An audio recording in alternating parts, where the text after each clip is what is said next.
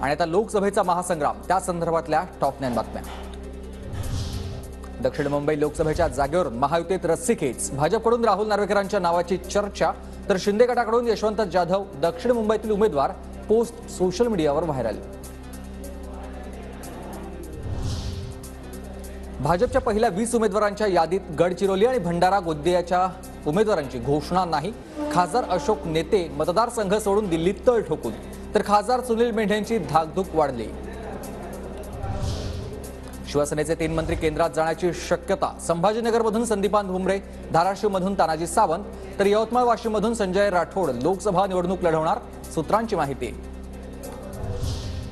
रावेर लोकसभा मतदारसंघाबाबत रात्री शरद पवार, एकनाथ खडसे आणि रोहिणी खडसेंमध्ये बैठक। रावेर लोकसभा मतदारसंघात कुणाला उमेदवारी द्यायची यावर चर्चा। भाजपकडून खडसेंच्या सून रक्षा खडसेंना पुन्हा तिकीट।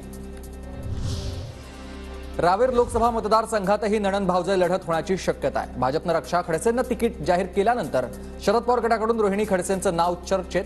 2 दिवसात निर्णय होईल, जयंत पाटलांची माहिती। उद्धव ठाकरेंना अल्पसंख्याकांची मतं हवी आहेत। सीएए कायदा पाहिजे की नको, ठाकरेंनी जनतेसमोर स्पष्ट करावं। अमित शहांचं उद्धव ठाकरेंनाही आव्हान। भाजप आता भाडोत्री जनता पक्ष, पंतप्रधान मोदींनी नवीन योजना काढली आहे, भ्रष्टाचारी अभय योजना। उद्धव ठाकरेंचा भाजपसह मोदींवर हल्लाबोल। बारामतीत बॅनर वॉर, अजित पवारांच्या उद्घाटन कार्यक्रम कमानी शेजारी सुप्रिया सुळेंचा बॅनर। सुप्रिया सुळेंच्या बॅनरवर तुतारी वाजवणाऱ्या माणसाचं चिन्ह।